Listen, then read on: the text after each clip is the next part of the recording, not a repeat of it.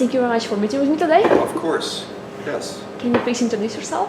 Yes, I am George Masswohl. I play Claude Elliott, the former Amerikaner in Come From Away here in Toronto, and others, Derm, Flynn for one, and yeah, I guess that's it, that's me. Can you tell me a bit about yourself? How did you become an actor? I've always been an actor. I started very young. I started when I was 13 and just in community theatre around my hometown of St. Catharines in southern Ontario in the Niagara region. And I do this because it's in that direction. Actually, I think it's that direction.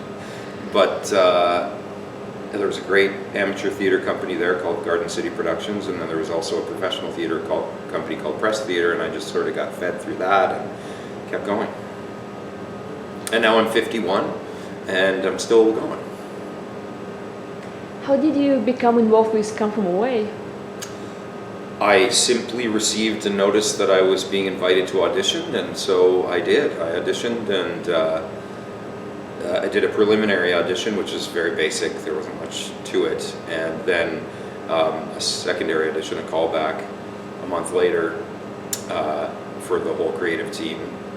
I was working in Charlottetown at the time, so I had to fly back on a 6 a.m. flight from Moncton that morning, and saw them at 9 o'clock local time, and then that was that. And in the meantime, over the course of that month, I got busy studying Claude's accent. What was it like learning the choreography of the show? It's really interesting choreography, as you know. Like it's choreography for non-dancers, I suppose. But it's complicated because it's very precise. So it was at times frustrating, but really enriching to get it, and a great process actually. Like really challenging for all of us, I think. What was it like going to Newfoundland? Oh well, I've been going to Newfoundland for a while now because my partner is a townie, and so I love it. For me, it really has become home to me. So for me, it's just like going home.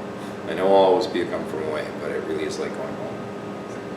Can you tell me a bit about a relaxed performance? Yeah, the relaxed performance that we did just a few weeks ago was an incredible experience. Well, it was in a relaxed performance. It's geared towards those who are differently abled or otherwise abled. So, for example, people who are on the autism spectrum, or people who might have conditions like Tourette's or what have you, which might make you and your family less inclined to attend a public event like live theater.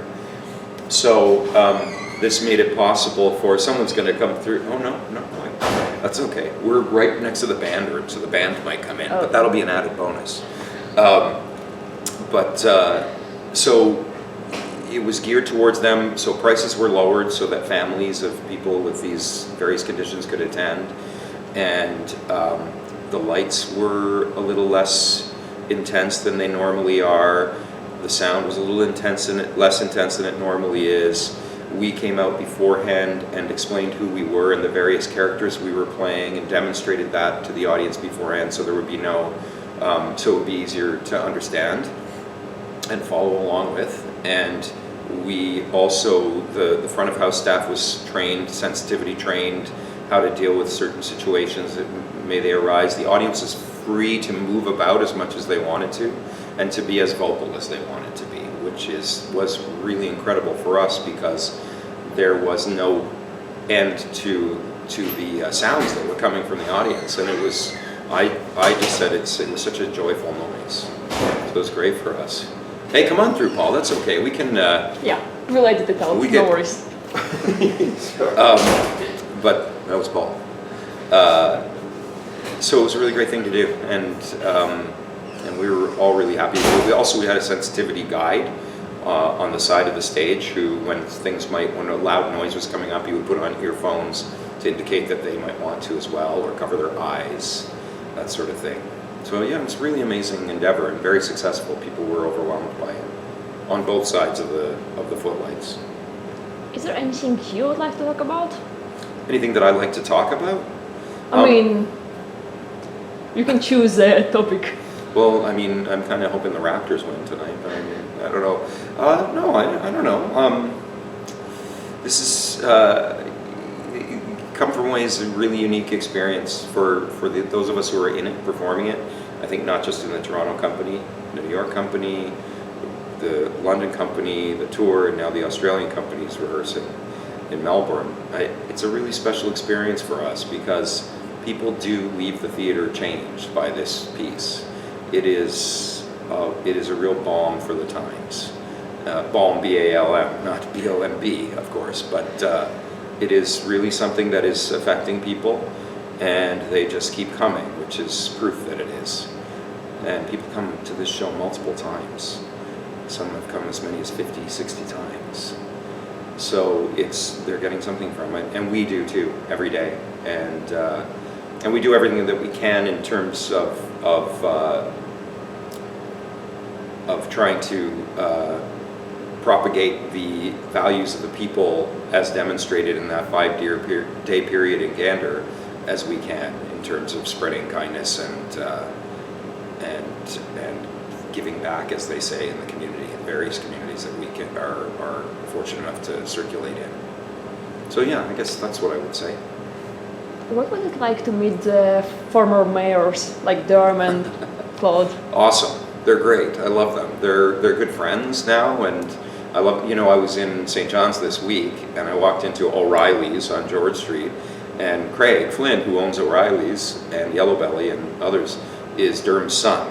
And I didn't know he was going to be there, but he was the only one in the place. He and his wife Brenda. And as soon as I walked in the door, he threw his arms in the air and he yelled, "Dad!" which was amazing.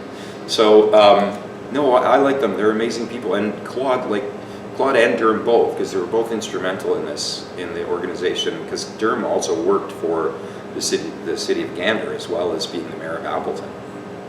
So I just think that they were incredible leaders. Their leadership abilities and instincts really rose to the forefront there, and to make split-second decisions like they did in a circumstance that neither of them ever envisioned or imagined or could have conceived of happening. They really stepped up. So I love them. I admire them a lot, and I'm glad and grateful that I get to spend time with them. What do you think is the most common misconception about being an actor? That it's a hobby. I think a lot of people think it's a hobby. Often when we do question and answer periods after the show, people will say, "So what do you do during the day? Like, what do you do during the day?" I'm like, "We do this 8 times a week, and it's high energy, and this is what we do." So, yeah, it's not a hobby. That is one of the most common misconceptions, I think. Yeah, I don't know. Actors are very resourceful people, though, and work can be scarce. We're very lucky in this show that it's running a long time, and that it's as successful as it is. But it won't always be. I mean, maybe it will, but we learn to accept that things like this, as good as they are, will come to an end, and we'll still have to hustle for the next thing. I mean, I'm 51. I've been doing this for a long time now, and I know that I'll still have to keep hustling. So it's a thing. Sean, come on through. The musicians are coming. The musicians are coming through.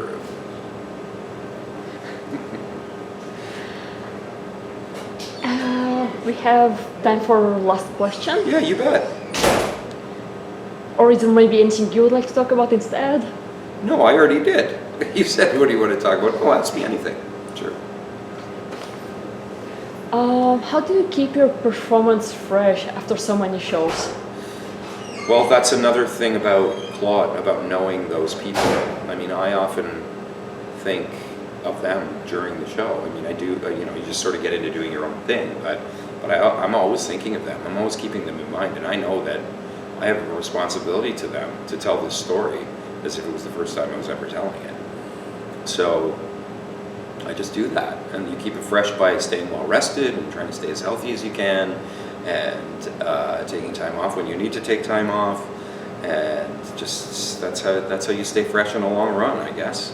But it really comes down to where your heart is with the piece, and my heart is in this piece for sure, and it's in my heart. Well, thank you very much. Thank you. This I'm is sorry I was late. No, That's no a common worries. misconception.